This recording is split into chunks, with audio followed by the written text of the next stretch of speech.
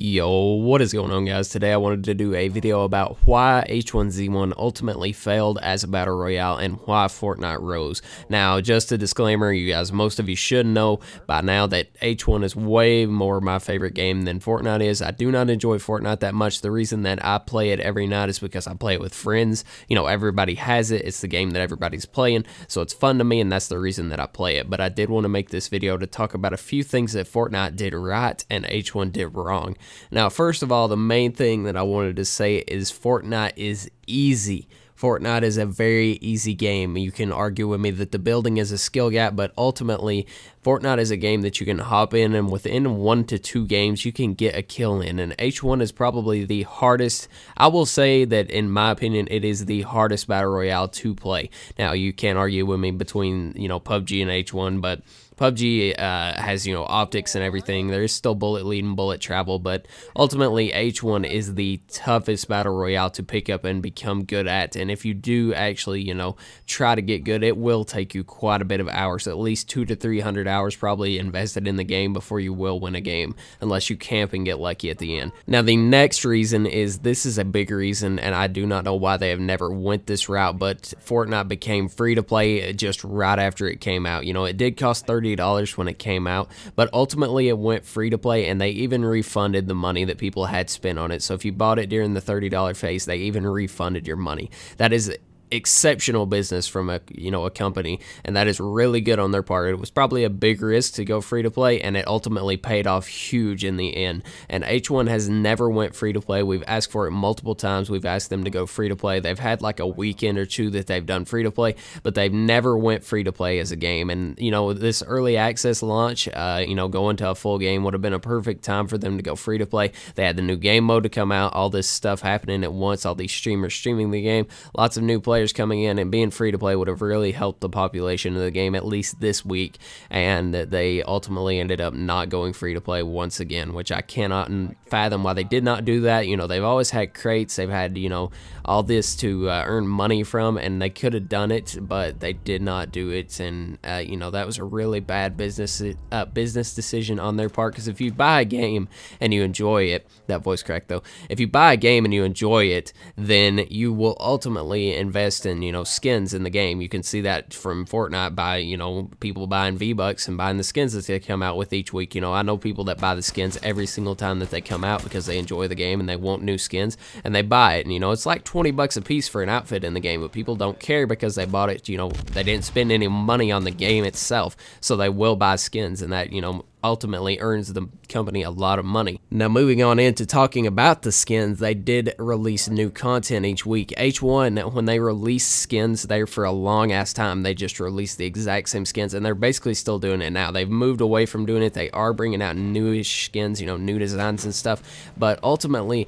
for the majority of the game, they've always had the exact same skins, and they've just reskinned them. They've changed the color of them. They've changed the just basically the color of the textures of the exact same skins for 2-3 years now, and they've never actually came out with brand new skins. And people like something fresh. They don't want a Anarchy helmet that goes from, or a Wasteland Skull helmet, I'll just say, that goes from red, as the Redbone helmet, to a yellowish tan color, which is the Wasteland Skull helmet. They don't want the Arachnid helmet, which also had, turned into the snow helmet, whatever it was. They made it white. They've changed so many helmets and stuff and just made them the exact same skin in a different color combination, which is ultimately, just a terrible business decision. Nobody wants to spend money on the exact same skin that's just been recolored. They want something new. Next up is listening to the community. Now, a lot of times they've came out with Fortnite updates and people haven't liked them, and H1 did come out with a lot of updates that people didn't like, and they dead set on just keeping them the same exact way.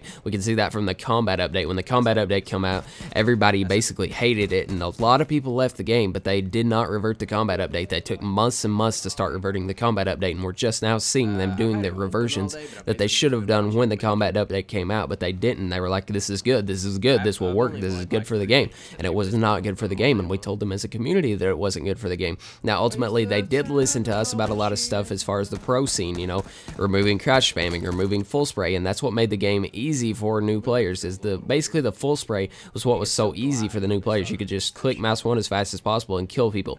But no, we asked for new recoil so people couldn't full spray. We asked for vertical recoil. They gave us a vertical recoil. We asked for horizontal recoil again. They changed the game, the core components of the game. They removed drop shotting. They removed seat swapping that people said it was a, you know, too OP for the new players. And ultimately they kind of killed they did kill the game from listening to us to an extent. But, you know, they did do some things good, you know, listening to us. But for the most part, they did ruin the game listening to us. And, you know, Fortnite, when they get a big feedback of people not liking something, they change that like instantly. Like they do not waste time. They do it. And that's, you know, really good from a company. If they change something and so people don't like it, change it back immediately. Don't take time. Don't waste time. Don't spend months and months changing one small thing that we needed changed immediately. And this is also a big play into it, is that the game is easy to run. Fortnite runs on basically any PC. It's also on console, you know, all this stuff.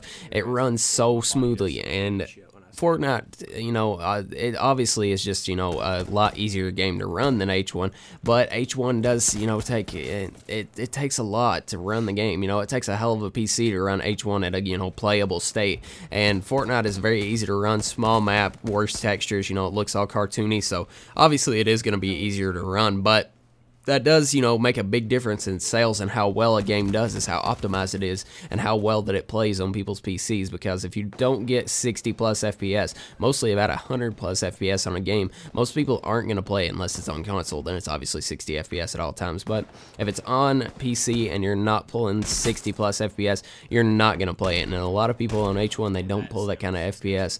And the next thing I'm going to go into ties into the whole console and everything is it's multi-platform. That is the main seller for most people. I know PC people cannot play with Xbox people, I do not think, but PC people can play with PS4 players.